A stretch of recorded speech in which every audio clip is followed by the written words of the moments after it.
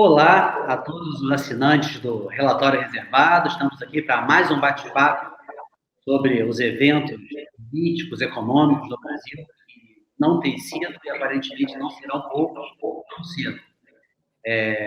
Cláudio, para já passar a bola para você, queria te pedir então para comentar não exatamente, não só comentar esses últimos eventos da brutal invasão dos sete dos três poderes em Brasília no domingo, mas a esse processo que se sucedeu, principalmente de uma discussão de quais medidas serão tomadas, o diagnóstico anterior da defesa, José Múcio, que tinha uma visão mais de pacificação, de buscar um entendimento sem nenhum tipo de certa forma, e exigir também uma posição muito decidida, ou digamos assim, próprio governo das Forças Armadas, a negociação girava em torno mais de não haver tumulto, mas também seguir uma posição mais firme das Forças Armadas. Isso funcionou, de certa forma, no início de esvaziamento dos acampamentos, mas, ao mesmo tempo, esses acampamentos, tudo indica, funcionaram, sim, como pontos de partida para uma nova tentativa, dessa vez, aí sim, muito mais violenta, de tomada dos poderes, ou de alguma maneira de criar um processo de convulsão nacional. A espera não se sabe bem do que, mas que resultou naquelas cenas absurdas que nós vimos.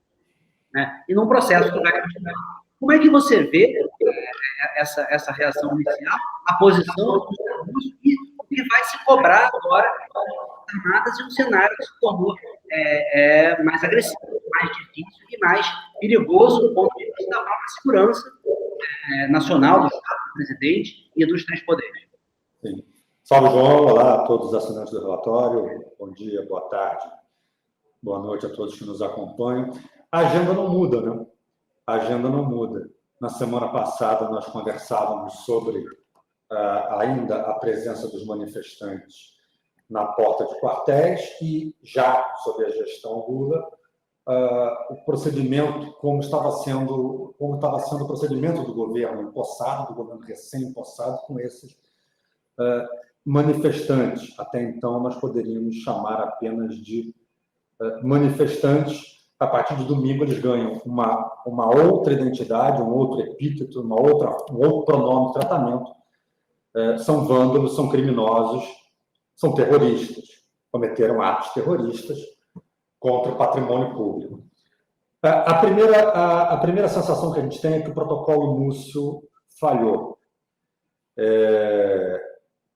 Havia, como a gente conversou na semana passada, havia uma clara estratégia do ministro da Defesa, o interlocutor mais direto com as Forças Armadas, de que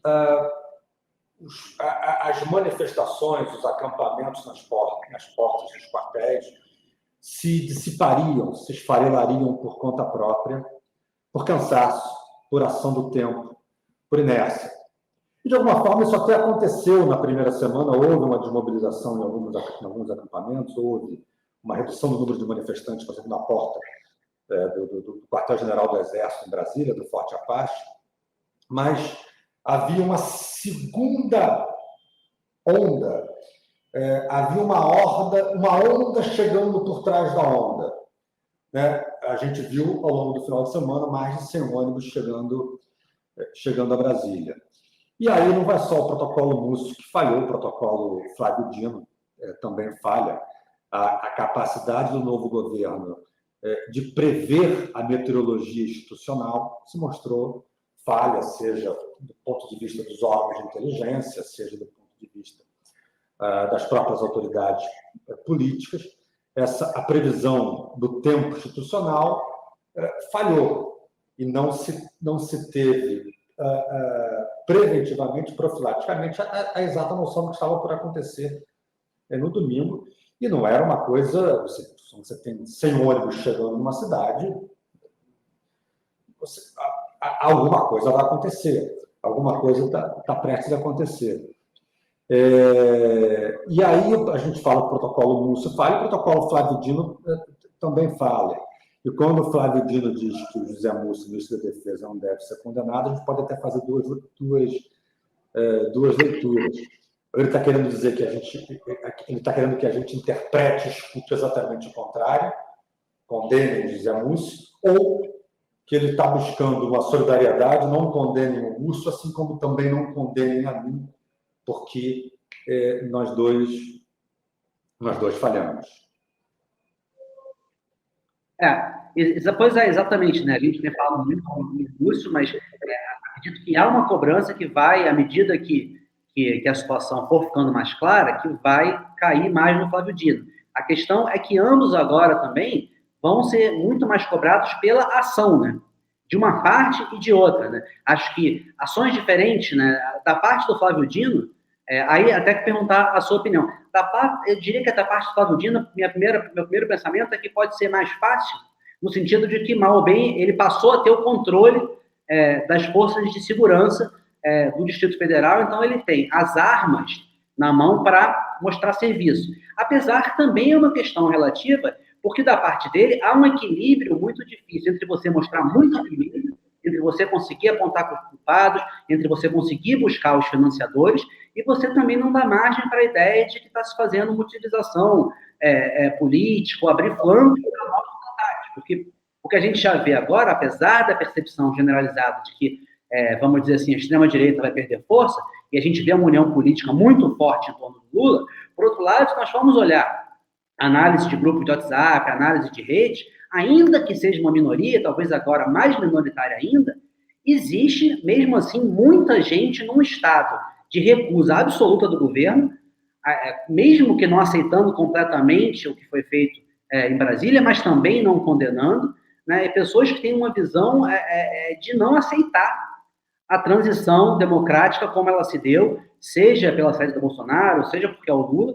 Então, há um desafio em como enquadrar essas pessoas, mas sem cair numa narrativa também de violência, de arbitrariedade, da parte do Dino, mostrando serviço, e da parte do Múcio, eu tenho a sensação, o desafio de agora trazer as Forças Armadas com uma posição mais proativa, né? Talvez não baste mais que as Forças Armadas simplesmente não digam nada, não vão contra o governo, fiquem calmos. É preciso que elas se posicionem, né? Quem você acha que tem a missão mais difícil?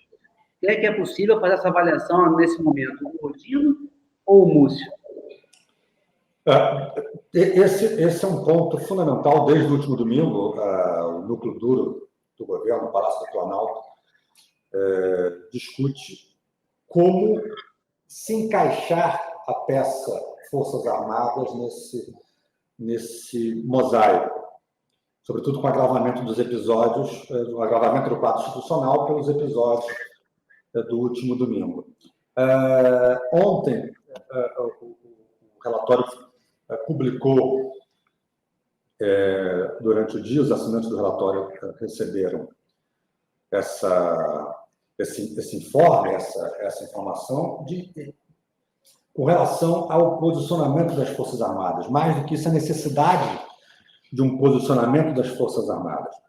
Eu lembro que, durante o governo Bolsonaro, em momentos de maior tensão, com manifestações, com as grandes manifestações em Brasília, no dia que o Bolsonaro discursou em frente ao próprio quartel-general do Exército, a gente teve, em algumas ocasiões, comunicados assinados conjuntamente pelos 3 comandantes militares e conjuntamente com o próprio ministro da Defesa. E nessa ocasião, talvez tenha sido um exagero. Ao invés de explicar e acerenar, esses comunicados tinham o efeito final de intranquilizar, de confundir e intranquilizar, porque são comunicados que eram reinterpretados de outra maneira pelos próprios seguidores do então presidente Bolsonaro. Há uma máxima de que as Forças Armadas devem ficar em silêncio. Mas, nesse momento, talvez essa máxima não seja o que a circunstância pede. Nesse momento, o silêncio das Forças Armadas não faz bem, porque quando houve as manifestações para Bolsonaro e ela e as Forças Armadas, repito, fizeram comunicados conjuntos assinados pelos 3 comandantes, reafirmando o compromisso com a Constituição, reafirmando o compromisso com a democracia. Naquele momento, essas palavras eram reinterpretadas, como eu disse, e causavam um efeito meio dissonante, um efeito meio dúbio. Agora, elas precisam, talvez, se manifestar e mostrar seu apoio ao governo que entra, mostrar seu apoio à Constituição, mostrar seu apoio à democracia, mas, fundamentalmente, mostrar seu repúdio ao que se viu no último domingo. Não dá para nenhum estamento do Estado, e, sobretudo, um estamento tão sensível como as Forças Armadas, nesse momento, ficarem silentes. Toda a manifestação de repúdio aos atos de vandalismo do último domingo, toda a manifestação de apoio à democracia, à Constituição e ao governo recém-possado, toda manifestação será pequena diante das circunstâncias. Então, nesse momento, a questão principal, resumindo, nesse momento, o silêncio das Forças Armadas não faz bem. E aí acrescentaria, para a gente já caminhar para encerrar, aí da parte do governo, eu acrescentaria, acho que tem alguns desafios ali, né? Acho que um da parte do Dino, mas também do próprio Lula, mas o Dino é o representante, é você puxar esse fio das investigações, né? Você conseguir começar a mostrar financiadores, começar a mostrar provas, mostrar esse processo. Porque se ficar só naquela prisão das 1.000 e poucas pessoas que estão ali, aquilo ali é uma espécie de barril de pólvora, né? Aquilo ali tem que andar para algum lugar e evoluir para não ficar preso naquela situação que é difícil, é complicada, muita coisa pode acontecer a partir daquilo, sem que a gente avance.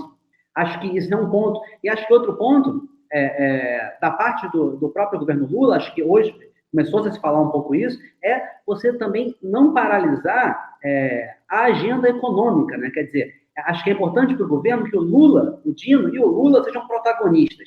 Na parte da investigação, não fique só no Alexandre de Moraes, porque a gente vive também uma dificuldade de muitos anos com um protagonismo muito forte do judiciário, né? E nunca menos do executivo, menos do legislativo. Acho que é um desafio que o protagonismo venha para o governo federal, né? E isso passa pelas investigações avançarem. E outro é que essa agenda econômica também avance, porque aí eu tenho a percepção, pelo que a gente vê de análise, que é um cenário muito diferente se o Lula, daqui a 3 meses, 4 meses, ou que seja, não vamos dizer onde ele chegou, mas se ele tem 60% de popularidade que seja, se ele avança um pouco que seja sobre esse grupo que não votou nele, o grau de força que ele tem no Congresso, junto à sociedade, até para avançar na desmobilização desse processo, é muito maior do que se ele continuar ou ali na metade ou numa situação de popularidade mais difícil, né? Então, essa outra agenda de governo também é fundamental, assim como esse protagonismo do governo federal, né?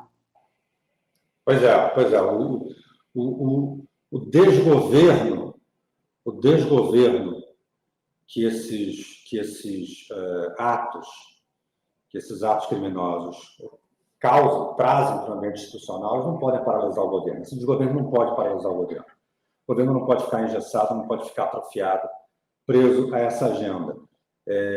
Esses atos, essa perturbação, esses atos criminosos também têm esse condão, também tem esse efeito na prática, de puxar, de sequestrar, de tomar o governo para dentro dessa agenda e de paralisar.